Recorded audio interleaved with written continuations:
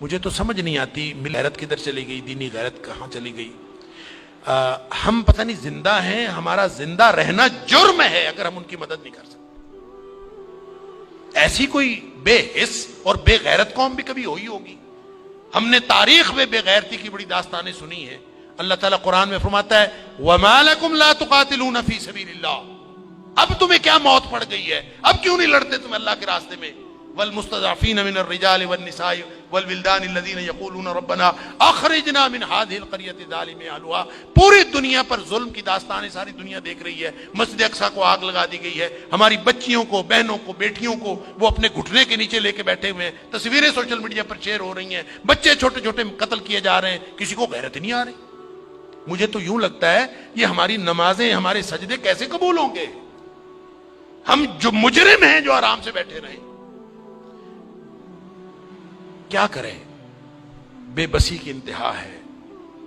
میرا دل یہ کر رہا تھا کہ میں پاکستان کے جو حکمران ہیں، اگر 58 اسلامی ملکوں کے حکمرانوں کو تو ہم کچھ نہیں کہہ سکتے، اپنے ملک کو حکمرانوں کو تو کچھ کہہ سکتے ہیں کہ حکمرانوں اور فوج کے سپہ سالاروں، اگر تم ان کی مدد کر سکتے ہو تو کرو، ذمہ داری تو تمہاری ہے۔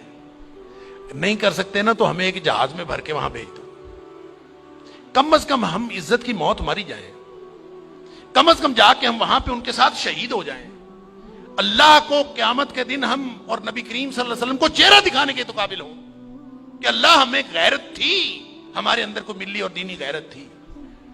تو دعائیں ہو رہی ہیں، وہ کوئی کہہ رہا ہے کہ اللہ تو کو ابابیل بھیج دے اور ان کی مدد کر دے، کوئی دعائیں کر رہا ہے، کوئی دعائیں کر رہا ہے۔ اس طرح کے لوگوں کی دعائیں اللہ قبول کوئی نہیں کرتا۔ دعاؤں کے لیے بھی غیرت کی ضرورت ہے، آپ پہلے قدم اٹھائیں پھر اللہ سے دعا کریں۔ وہ بیچارے ساری ساری رات وہ لڑتے ہیں ان کے سامنے، دعا تو ان کی ہے، اور اللہ نے یہ آزمائش میں سمجھتا ہوں ان کی نہیں ہے، وہ تو جنتی ہیں، وہ تو انشاءاللہ بخشے ہوئے ہیں۔ آزمائش یہ باقی ساری دنیا کی ہے، ہم ان کی وجہ سے مجرم بن رہے ہیں، اللہ تعالیٰ معاف فرمائے۔ تو یہ جب قاری صاحب پڑھ رہے تھے تو مجھے خیال آ رہا تھا کہ اللہ ان بیچاروں کے پاس طاقت نہیں ہے، وہ پتھر اکٹھے کر کے بیٹھے ہیں، توپوں بندوقوں کا مقابلہ پتھروں سے کیسے ہوگا؟ یا اللہ تو ابابیل بھیج دے، اور تو جس نے ابرہہ کو اور اس کے لشکر کو تباہ و برباد کر دیا تھا، اللہ اس دور جدید کے ابرہہ کو جو ہماری مسجد اقصی کو تباہ کرنے کے لیے آیا ہے اور پوری ملت اسلامیہ دہشت گرد پھر مسلمانوں کو کہا جا، بدبخت پوری دنیا میں بدترین دہشت گردی کرتے ہیں اور پھر بات کرتے ہیں مسلمانوں کی دہشت گردی کرتے ہیں۔ میں تو سمجھتا ہوں پورے 58 اسلامی ملکوں کو اعلان جنگ کر دینا چاہیے، لڑتے لڑتے مر جانا چاہیے، اس زندگی سے وہ موت بہتر ہے۔ ہم نے کیا کیا ہوا ہے؟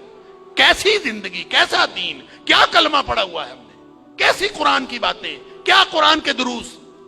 ہم یہاں سکون سے بیٹھے ہیں، پنکھے چل رہے ہیں، موج میلہ پانی پینے کو مل رہا ہے، نماز آرام سے پڑھ رہے ہیں، سجدے آرام سے کر رہے ہیں، وہاں ہماری بہنیں بیٹیاں لٹ رہی ہیں۔ کہاں گئی غیرت ہماری؟ انا للہ و انا الیہ راجعون۔ مجھے تو یوں لگتا ہے کہ شاید یہ ہمارے آرام سکون سے کیے ہوئے سجدے بھی کہیں جرم نہ بن جائیں۔ اللہ تعالی ہم سب کو معاف فرمائے۔